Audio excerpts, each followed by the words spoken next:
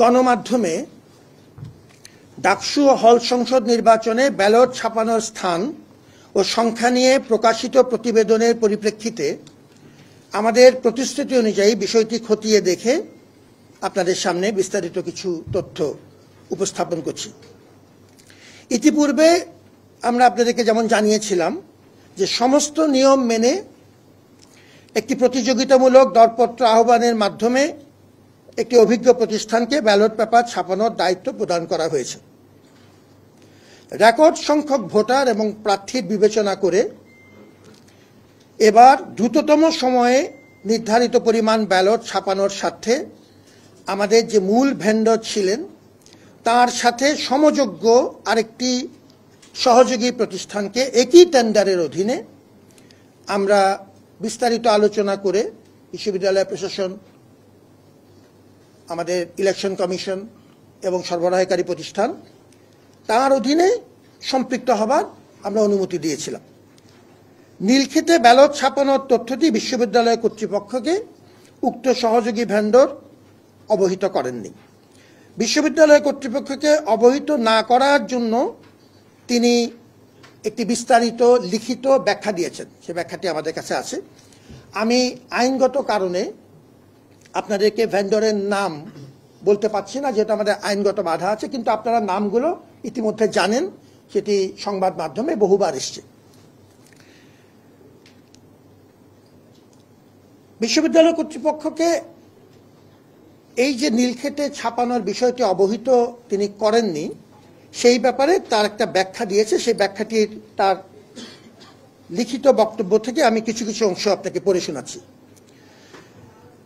উক্ত সহযোগী ভেন্ডরের তথ্য অনুযায়ী সহযোগী প্রতিষ্ঠান নীলক্ষেতে 22 রিম কাগজ দিয়ে 88,000 ব্যালট ছাপায়, যা থেকে প্রিন্টিং, কাটিং, প্রি স্ক্যান পর্ব শেষে নির্দিষ্ট পরিমাণে ব্যালট প্যাকেটে সিলগালা করে 86,432টি ব্যালট সরবরাহযোগ্য করা হয়। আমার মাই মিস্টেক, এটা একটু আমি পড়তে ভুল হয়েছে। 86,243টি ব্যালট সরবরাহযোগ্য করা হয়, এটি আপনাকে লিখিতভাবে দেওয়া হবে, সুতরাং রেকর্ড থাকবে। এবং অতিরিক্ত ব্যালটগুলি প্রচলিত পদ্ধতিতে নষ্ট করে ফেলা হয়। ভেন্ডর আরও আমাদেরকে জানায় যে নীলক্ষেতে কাটিং শেষে প্রি স্ক্যান ও পরবর্তী কার্যক্রমের জন্য তারা তাদের মূল অফিসে এনে প্রি স্ক্যান সম্পন্ন করে নির্দিষ্ট পরিমাণে প্যাকেট ভরে সিলগালা করে বিশ্ববিদ্যালয়কে সরবরাহ করে। তারা আরও জানায় যে তারা ব্যালট প্রস্তুতকরণ প্রক্রিয়ায় ও আনা নেয়ার চুক্তি মোতাবেক সর্বোচ্চ নিরাপত্তা নিশ্চিত করেছে। ব্যস্ততার কারণে কর্তৃপক্ষকে তারা নীলক্ষেতে ব্যালট প্রিন্টিং ও কাটিংয়ের বিষয়টি জানাতে ভুলে যায় বলে তারা স্বীকার করে। এটি খুব পরিষ্কারভাবে অনুধাবনযোগ্য যে এবং প্রণিধানযোগ্য যে ব্যালট পেপার ছাপানোর স্থান বা সংখ্যা সুষ্ঠু নির্বাচনকে কোনোভাবে প্রভাবিত করে না। কারণ ব্যালট পেপার ভোটের জন্য পুরোপুরি প্রস্তুত করতে কয়েকটি ধাপ সম্পন্ন করতে হয়। ব্যালট পেপারটি ছাপানোর পর তা নির্দিষ্ট পরিমাণে কাটিং করতে হয়, তারপর সুরক্ষা কোড আরোপ করে OMR মেশিনে প্রি স্ক্যান করে তা মেশিনে পাঠযোগ্য হিসাবে প্রস্তুত করতে হয়। এরপর চিফ রিটার্নিং কর্মকর্তা সিল সহ স্বাক্ষর ও কেন্দ্রের দায়িত্বপ্রাপ্ত রিটার্নিং অফিসার স্বাক্ষরযুক্ত হলেই তা ভোট গ্রহণের জন্য উপযুক্ত হয়। এ সমস্ত প্রক্রিয়া সম্পন্ন করেই পূর্ণ সতর্কতা এবং ডিউ ডিলিজেন্স বজিয়ে রেখে ভোট গ্রহণ করা হয়েছে। কার্যাদেশ অনুযায়ী উপরে বর্ণিত প্রক্রিয়ায়, যেটি এখন আমরা বর্ণনা করলাম, চূড়ান্তভাবে 2,39,244টি ব্যালট ভোট গ্রহণের জন্য প্রস্তুত করা হয়। মোট ভোটার 39,874 এবং প্রতি ভোটারের জন্য 6টি করে ব্যালট। সেই হিসেবে 2,39,244টি ব্যালট আমরা ভোট গ্রহণের জন্য প্রস্তুত করি। মোট ভোট দিয়েছেন 29,821 জন ভোটার। মোট ব্যালট ব্যবহার হয়েছে 1,78,926টি। অবশিষ্ট ব্যালট 60,318। উপরোক্ত অভিযোগের পরিপ্রেক্ষিতে সিসিটিভি ফুটেজ এবং ভোটারদের স্বাক্ষরিত তালিকার বিষয়টি আবারও সামনে এসেছে।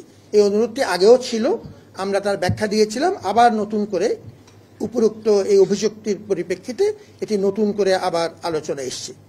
এ বিষয়ে ইতিপূর্বে আমরা বিস্তারিত জানিয়েছি যে কোনো প্রার্থী সুনির্দিষ্ট কোনো সময়ের বা কোনো প্রাসঙ্গিক ঘটনা পর্যালোচনা করবার জন্য সিসিটিভি ফুটেজ দেখতে চান, তারা যথাযথ প্রক্রিয়া আবেদন করলে কর্তৃপক্ষ কর্তৃক মনোনীত বিশেষজ্ঞ বা মনোনীত ব্যক্তিবর্গের উপস্থিতিতে বিশ্ববিদ্যালয় কর্তৃক নির্ধারিত কোনো স্থানে তা দেখতে বা পর্যবেক্ষণ করতে পারবেন।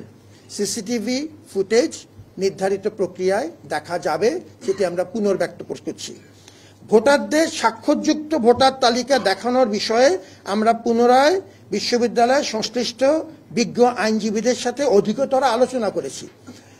আপনাদের মনে আছে, আমি এই অংশটি যোগ করছি, যে প্রথম দিকে ভোটার তালিকার খসড়া তালিকা যখন আমরা উপস্থাপন করি আমাদের ওয়েবসাইটে, তখন আমাদের শিক্ষার্থীদের পক্ষ থেকে একটা আপত্তি এসেছিল এবং 4 জন শিক্ষার্থী রিট আবেদন করেছিলেন যে এই পাবলিক প্লেসে বিশেষ করে ছবি সহ ভোটার তালিকা উপস্থাপনের ব্যাপারে তাদের আপত্তি ছিল।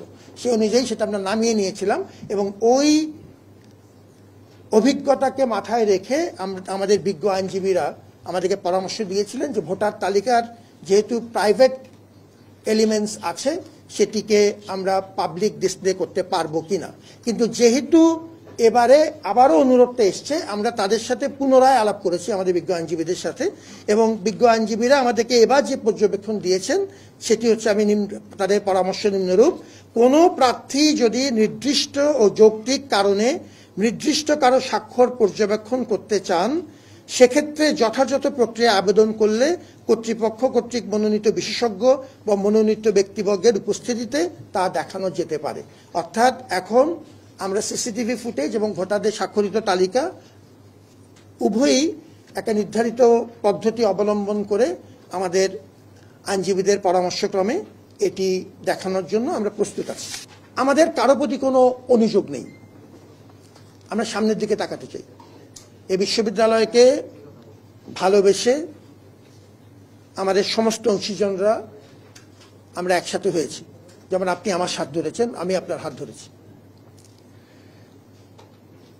যারা এই নির্বাচনের জিতেছেন এবং যারা নির্বাচনে বিজিত হয়েছেন, এ কথাটা আমি আগেও বলেছি, ডাকসু মতো একটি ছাত্রদের অধিকার ভিত্তিক গণতান্ত্রিক প্রতিষ্ঠানকে পুনর্জীবিতকরণ, সক্রিয়করণে উভয় পক্ষের গুরুত্বপূর্ণ ভূমিকা আছে এবং তাদের সে অবদান আমরা অত্যন্ত কৃতজ্ঞতার সাথে।